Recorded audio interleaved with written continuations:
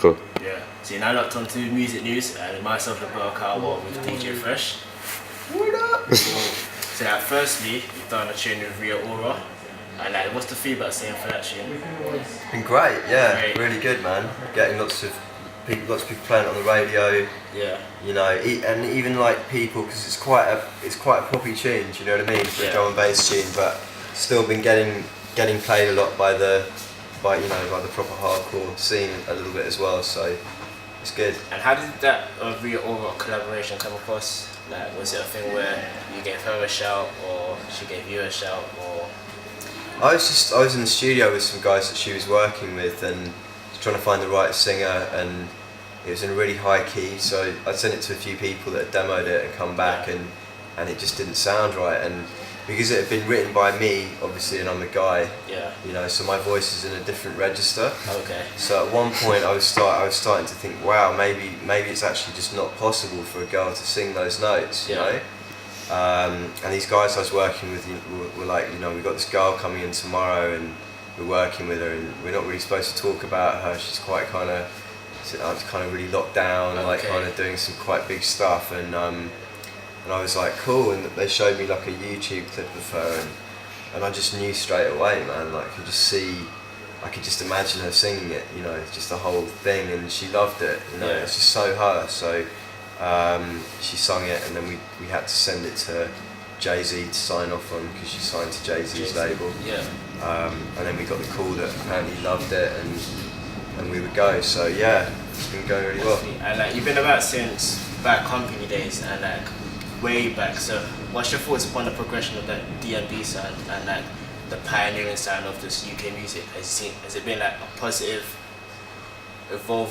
evolution, or a thing where it's too commercialized, or we've got our own UK sound?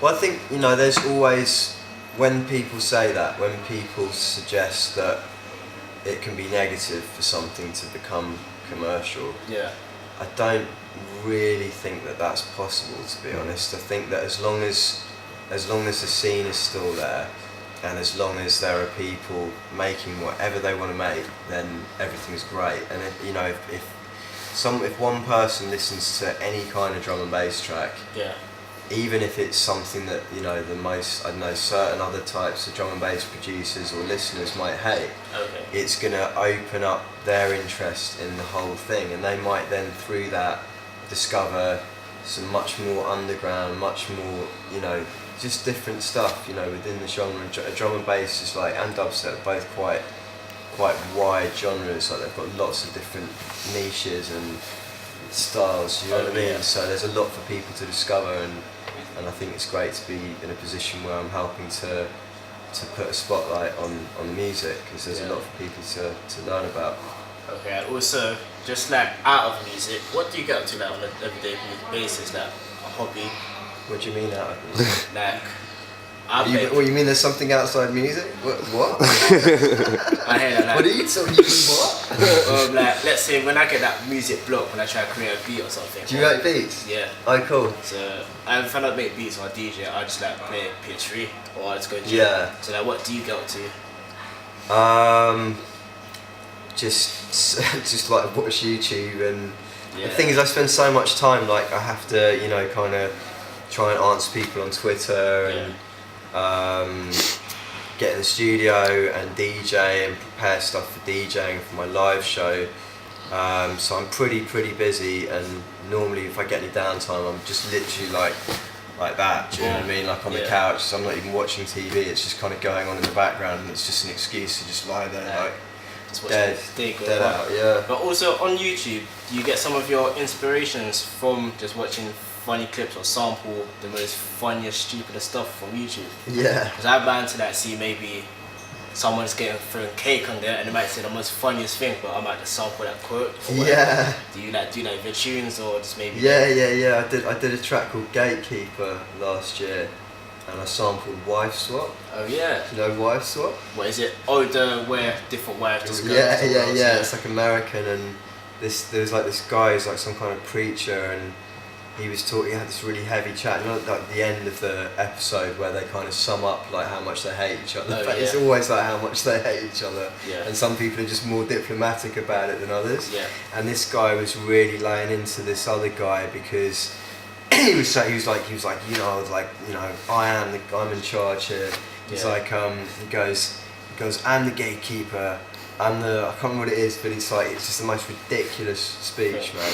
And when I heard it, I don't even watch it, I just walked past it was on the TV, and I was just like, wow, that's such a wicked sample. Because when you hear it like not as part of Wife Swap, it just sounds really dark. It's like, I'm the gatekeeper, Oh, do you know what I mean?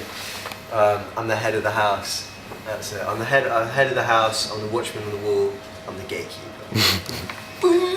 Bam. And also, just for like all your upcoming projects, what have you got lined up for 2012? Some new singles. Really excited about. I can't talk about who's on them. Maybe a little leak or. Dude, I really wish I could, man. I feel like such an idiot not being able to say anything, but for various reasons I can't. So, but some really exciting stuff. And the thing is, like the first couple of singles have been mostly people that most people wouldn't have heard of. You know. So there's a couple of features coming up that are much more well-known people that people will be excited about, so that's Sweet. really interesting. And just the last one, what's your earliest DJ memories when you're like more of a, let's say, underground level to where you're at now? First time that I played at the end in London, which was like the first time I played out, like, you know, rather than on Pirate. Yeah. And my hands were shaking so badly that I couldn't put the needle on the record. Oh yeah. There's like 600 people in there, and they were all standing like, there was like this ledge thing around the DJ booth, so everyone would like stand over the ledge.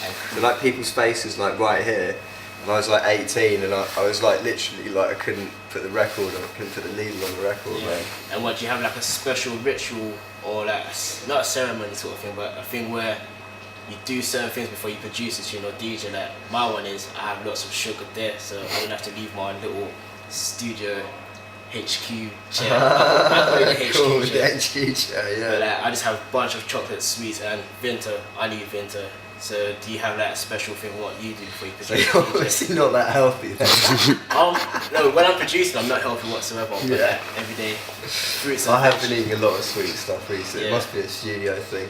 What do I do?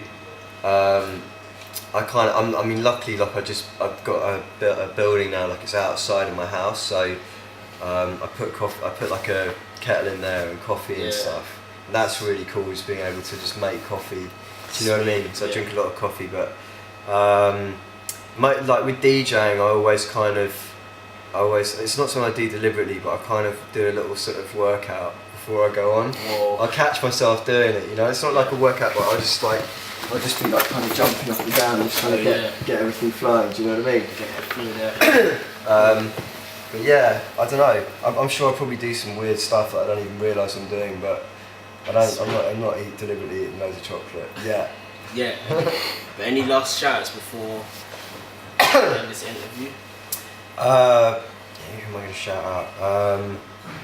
I'd like to shout out Rita Aurora, Okay, yeah. Sean Evans, and I'd like to shout out my managers, Andy and Ben. Ben's over there. Ben, shout out to Ben. Yeah, that's small issue. Sorry, man. Illnesses. That was heavy. Yeah. Yeah, I'm going to shout out Fresh Live, my band. Rich DeRossa plays guitar, Paul Kolish on drums, Fleur who sings, and MC Massey. Cool. Thank you for that interview. Cool, man. And you're locked on to Music News with myself, Roberto Cowell, and DJ Fresh. Cool.